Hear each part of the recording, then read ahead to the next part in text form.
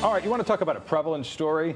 Here we go. New tonight, a warning for parents from the Surgeon General this evening saying that social media threatens their kids' mental health. Joining us now in studio to discuss what this means is Melissa Emanuel, the Assistant Director of Counseling and Psychological Services at the University of St. Joseph. Thank you so much for joining us this afternoon. Yeah, thank you. Thank you for having me. Yeah, this is such an important topic. And, you know, this warning, not necessarily surprising, right? We know that social media can impact people's mental health, but it definitely puts more of an emphasis on it.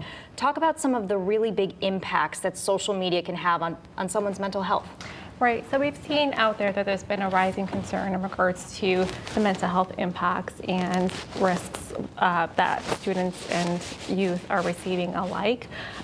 So there's been a big correlation between social media usage and increased risk for mental health impacts such as like depression, anxiety, suicidal ideation, self-harm, and self-image. And so I think, you know, our goal, like within the counseling world, is not to exactly limit social media or just say like, oh, we're done with it, but it's just to create some balance, right?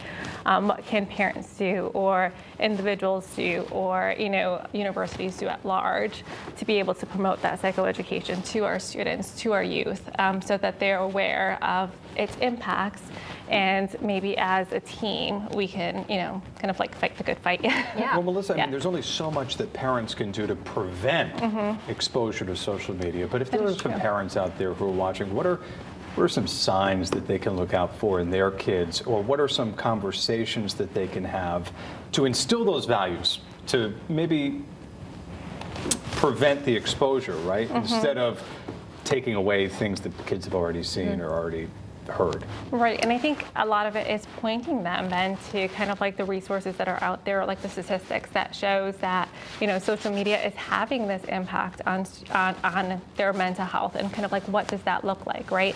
We see for young students or young youth specifically, cyberbullying, right? It being something huge, right? We say 10% of youth are experiencing cyberbullying on a daily basis, right?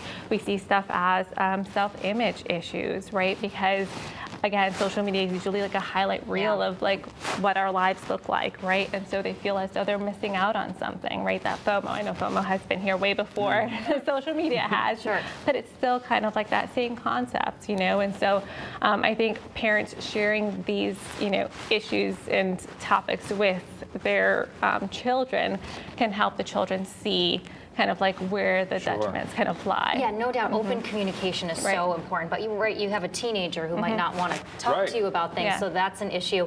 How can parents in some ways regulate social media? I mean, I have younger kids right now, so I'm not dealing with this yet, but I get anxiety thinking about it, because you want to make sure that you don't want to go and limit their privacy, right? But at the same time, you want to regulate what's on there. So is there a way to limit it, or to be able to regulate social media use to make sure it's being used okay by your kids in an appropriate way?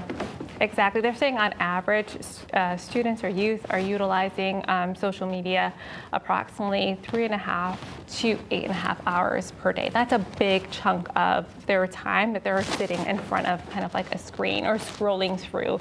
We always say that social media has, or, you know, kind of, so let's use, you know, certain social media platforms as an example.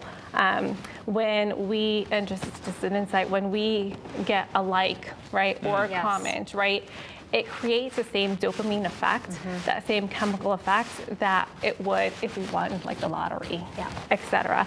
And so I think, again, going back to your question, and limiting kind of like their usage, I think would be kind of like the way in which to go.